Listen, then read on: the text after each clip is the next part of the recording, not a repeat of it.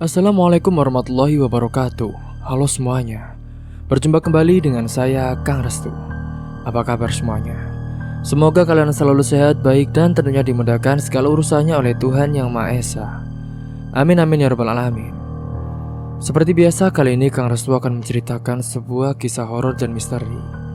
Dan sebelum masuk ke ceritanya, bagi kalian yang belum subscribe, jangan lupa klik tombol subscribe-nya.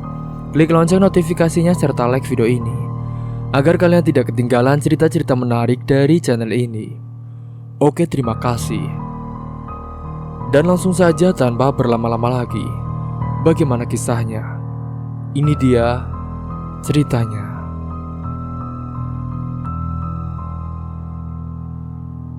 Perkenalkan, nama aku Ray, anak dari ayahku yang bernama Jailani dan ibuku yang bernama Fadila.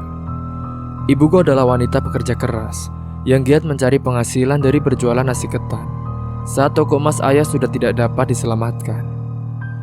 Ia rela bangun jam 2 dini hari mempersiapkan barang dagangannya dan pulang di sore hari dengan membeli perhiasan emas dalam jumlah kecil. Sementara ayah keluar membawa koper kulitnya hendak mencari pekerjaan di kota. Pulang selalu di saat kami semua sudah tertidur dengan lelap, dengan badannya yang bau alkohol dan juga asap rokok. Ibu harus mengorbankan waktu tidurnya untuk membuat teh agar ayah tidak mabuk lagi. Kelak, nanti jika kamu menikah, ini adalah emas kawinmu, kata ibu menunjukkan emas kepunyaannya kepadaku. Jangan beritahu ayahmu ya, ini semua rahasia. Baik bu, kataku dengan polosnya. Aku bertekad menjaga rahasia ibu rapat-rapat. Beruntung sekali ayah berpikir kalau jaket katun merah itu ikut ludes dimakan bara api kala itu. Namun suatu saat aku tanpa sadar membocorkannya saat aku bermain dengan temanku di halaman rumah. Ibu, aku punya emas di jaket merahnya, kataku setelah temanku pamer soal guci-guci impor di rumahnya dan juga ular peliharaannya. Nanti buat aku hadiah kalau aku menikah. Saat itu aku tidak sadar ayah baru mau berangkat saat aku sedang asik bercerita, memamerkan harta orang tua masing-masing. Ayah berjalan kembali ke dalam rumah. Pertengkaran pun pecah di pagi yang damai itu. Setahun kemudian ibu hamil adikku. Aku selalu mengelus-ngelus perut ibu, menantikan adik untuk menjadi teman bermainku kelak. Ibu berhenti berjualan nasi ketan. Ia pun lebih banyak menghabiskan waktu di rumah untuk menjahit. Aku senang sekali bisa menghabiskan waktu di rumah bersama ibu. Ayah juga mulai rutin berangkat pagi hari saat kami semua masih terlelap. Aku hampir tidak pernah melihat batang hidung ayah sejak ibu hamil. Ia selalu pulang jam 4 pagi, membawa bungkusan merah.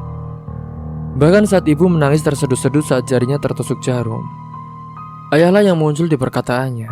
Dan saat itulah pertama kalinya aku diberikan uang jajan untuk beli es dan sirup dari penjual es serut. Aku berlari dengan sangat lincahnya menyambut penjual es serut tersebut. Saat itulah ibu berteriak dari dalam rumah. Darah mengucur di lantai dengan sangat banyak. Ibu pun mengerang kesakitan. Aku pun segera memanggil Tante Ren, mamanya temanku, karena aku panik. Ibu kamu keguguran, Rey, ucap Tante Ren. Maafin ibu nak, ibu gak bisa kasih kamu adik. Berita keguguran ibu langsung menjadi perbincangan di kampung. Tatkala ayah tidak pernah berada di sisi ibu untuk menenangkannya. Aku pun saat itu mulai tumbuh besar. Ibu terus mengalami keguguran hingga beberapa kali dalam kurun waktu 4 tahun.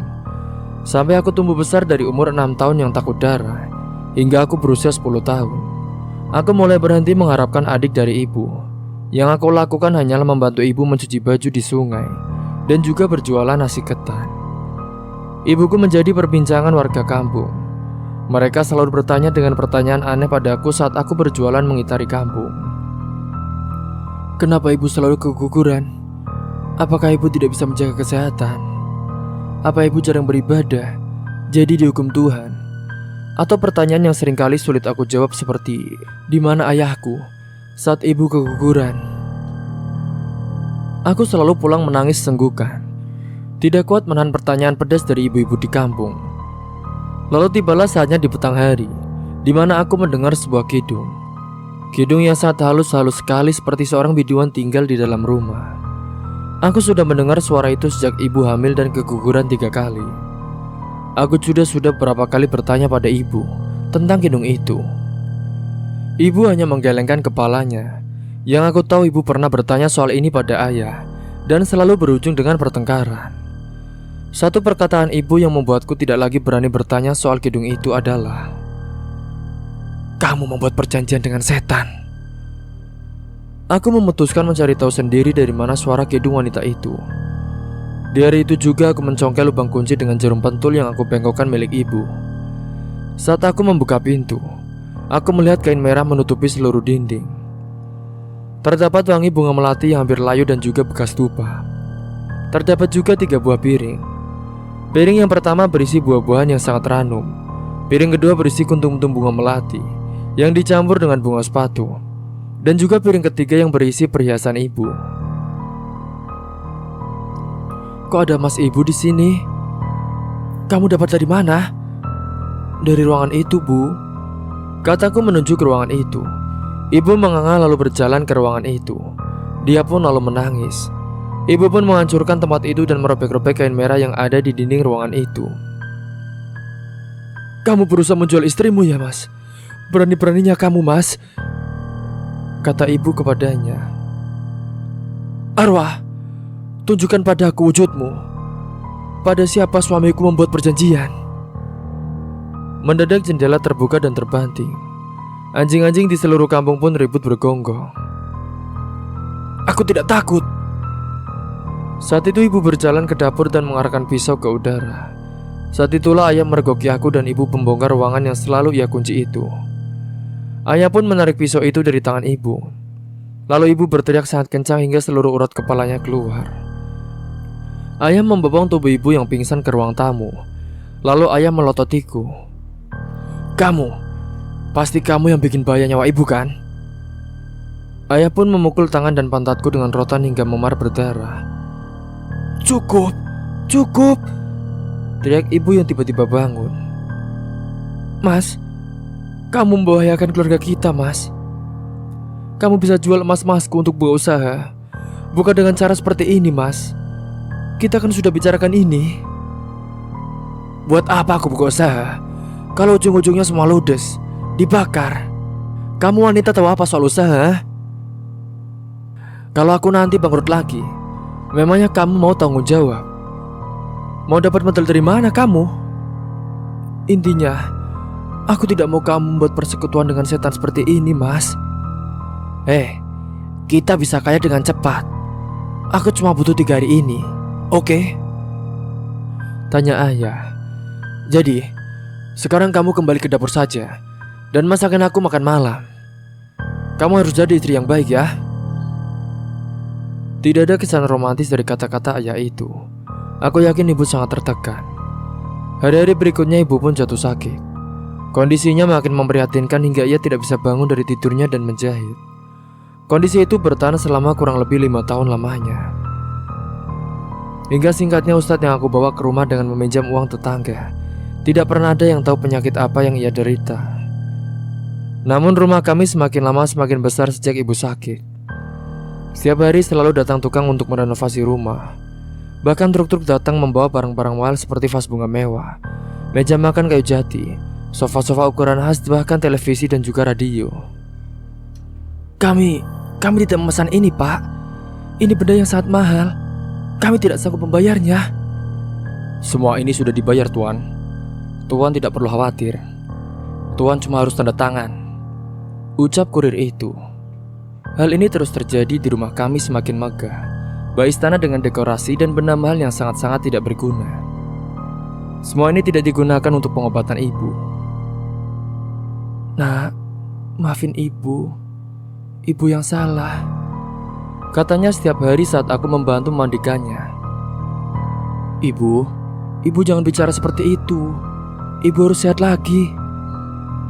Sesekali ibu kesurupan arwah seorang wanita. Ia selalu bangkit dari tempat tidurnya menyisir rambutnya, menari dengan mata terpejam dan makan bunga melati layu setiap matahari terbenam.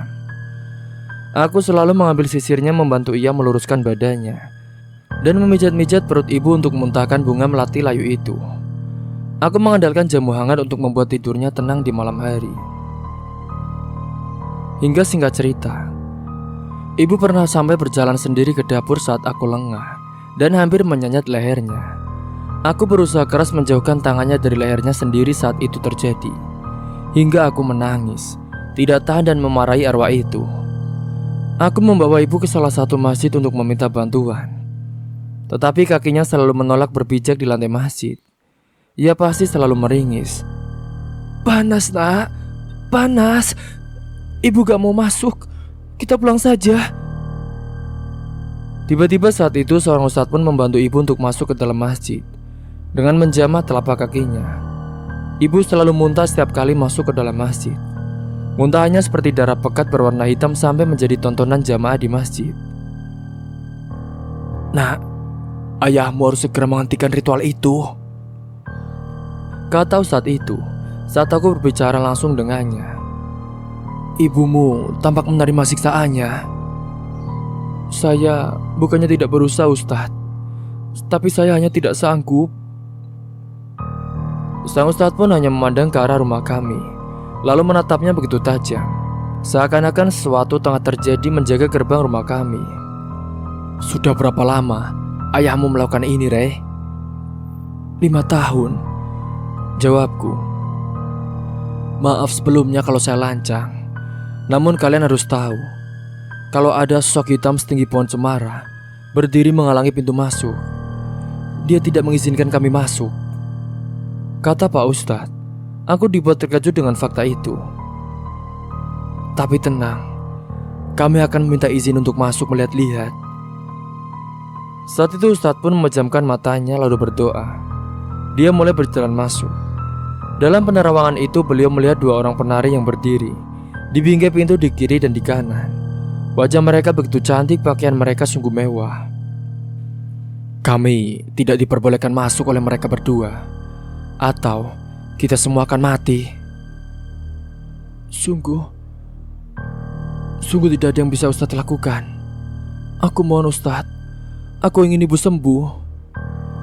"Ibumu harus pindah ke rumah orang tuanya untuk pemulihan, atau kau bisa minta ayahmu untuk membersihkan rumah itu." "Rumah ibu sudah runtuh, Ustadz. Nenek dan kakek juga sudah meninggal. Ibu tidak memiliki siapapun selain ayah dan aku. Tunjukkan pada kami jalan keluar, Ustadz." 2 penari itu sudah menjadi milik tempat itu, dan mereka sedang mengadakan pesta di sini. Kami tidak bisa mengusirnya begitu saja.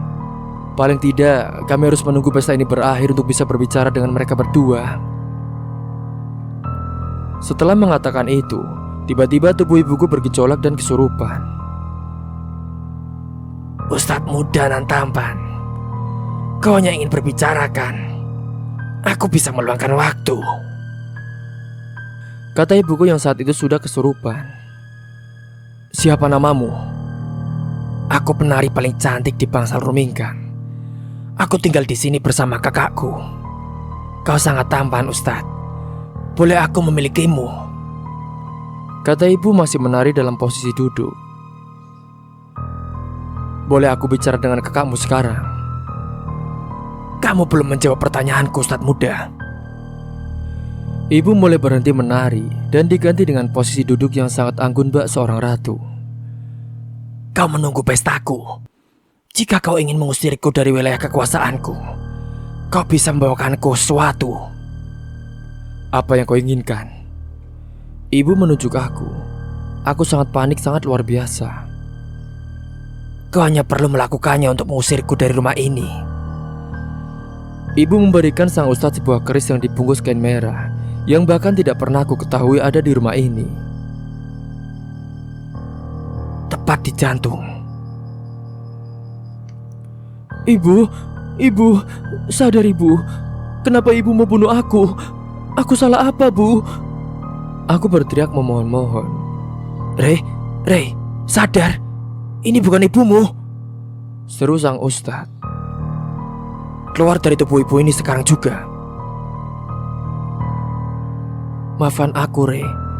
Kami tidak tahu kalau ayahmu membawa seorang ratu ke dalam rumah.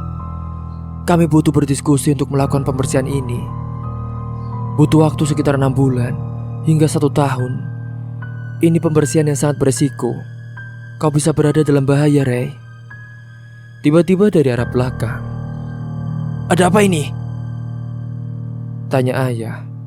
Kalian, berani-beraninya kalian ikut campur urusan keluarga kami ya? Pergi! Teriak ayah saat itu. Ayah, sadar ayah. Ayah tahu siapa yang ayah undang ke rumah kita. Ayah belum dengar semuanya. Ayah pun menamparku sangat keras. Tahu apa kamu, ah? Plak. Siapa yang membawa semua kekayaan ini ke rumah kita? Hah? Kamu? Pergi sana anak haram. Pergi. Baiklah ayah. Aku akan pergi bersama ibu. Kataku lalu masuk ke rumah. Saat aku masuk ke dalam rumah, tiba-tiba di situ aku melihat. Ibu! Aku berteriak sangat keras. Saat itu ibu sudah menggorok lehernya sendiri. Darah pun membanjiri dapur. Ibu, bangun. Bangun ibu. Bangun bu. Pemakaman ibu pun hari itu telah dilangsungkan. Hatiku benar-benar hancur. Aku tidak berhenti menangis. Ayah benar-benar menghancurkan keluarga ini berkeping-keping. Aku dikunci dari luar kamar. Aku jatuh tertidur saat aku terlalu lelah menangis. Lalu sayup-sayup aku mendengar suara iringan penari yang begitu meriah. Irama gendang, suling, dan kecapi yang sangat merdu diiringi dengan nyanyian sajak paniki yang begitu indah. Aku terbangun mendapati pintu kamarku sudah terbuka. Saat itu serasa begitu terang di luar sana. Aku berjalan melewati pintu. Aku pun mendapati rumah ini begitu ramai, yang sesak penuh dengan orang-orang. Mereka semua berbaju mewah berkilauan. Laki-laki memegang tongkat dan merokok dengan cerutu, sementara wanita-wanita memakai baju turi indah, hiasan kepala emas permata dan mutiara di leher dan telinga mereka. Musik indah mengiringi pesta. Begitu banyak hidangan enak di atas meja. Sup kepala ikan mujair, daging kerbau panggang, sayur-sayuran orak-arik berwarna-warni di atas pinggan yang besar. Aku melihat 2 orang penari berjalan ke arah panggung. Aku tidak mengenali kedua perempuan itu sama sekali. Apakah mereka berdua ini yang merasuki ibuku? Mereka berdua berbalutkan pakaian sutra berwarna-warni dengan motif jahitan benang emas dan juga perak. Batu berlian menghiasi jari-jari mereka dan kepala mereka. Mereka mulai menari dengan gemulai diiringi musik. Mereka berdua menatapku. Mata mereka berdua tertuju padaku, seakan-akan sedang memanggilku. Aku pun mencuri pandang ke tubuh mereka. Mataku tertuju pada salah satu penari. Aku melihat sebuah sabuk keris dan gagang keris yang muncul di panggung penari itu. Saat itu aku pun memberanikan diri untuk mendekati penari itu dan mencuri keris itu. Seketika keremen itu berhenti menatapku dengan tajam. Aku tidak akan mengizinkanmu mengambil nyawaku, kataku dengan mencondongkan keris itu di hadapan penari yang aku yakini adalah ratu dari keramaian ini. Beraninya kamu, teriak ratu itu lalu menggenggam ujung keris itu. Bagaimana bisa kamu mengambil kerisku begitu saja? Kembalikan, teriaknya. Tangannya begitu kuat seperti kekuatan kuda perkasa. Aku bukan orang mati. Aku lebih kuat darimu, teriakku kepada pemimpin itu. Keris itu pun lepas dari tangan sang ratu. Aku pun mengayunkan keris itu ke keramaian arwah itu, yang kini menampakkan wujud asli mereka saat mereka sudah mati. Ada yang rahangnya terbelah, wajahnya hancur sebelah, tidak berkepala dan juga lain-lain. Dewa melindungiku. Kalian semua tidak ada tandingannya denganku. Pergi dariku. Arwah-arwah itu pun berjalan mundur. Aku membawa kabur keris itu dan masuk ke dalam kamarku. Aku berlari begitu jauh. Aku tidak mengira bahwa kamarku sangat jauh, seperti berlari dari ujung kota ke satu ujung kota yang lain. Aku mendengarkan arwah-arwah itu tertawa, menangis, bergidung dan juga marah.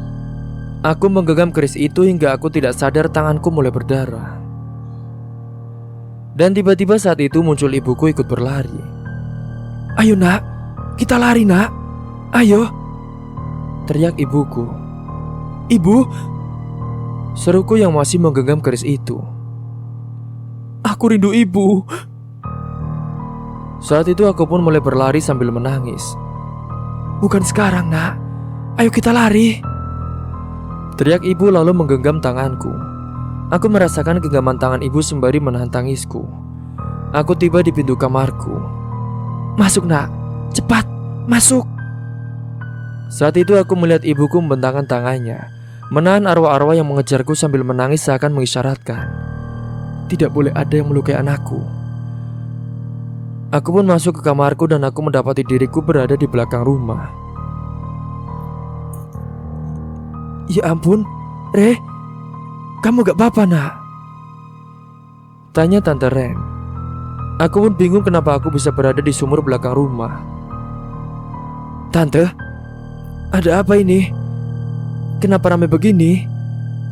Tanyaku dengan heran. Semua orang nampak sesam memenuhi rumahku.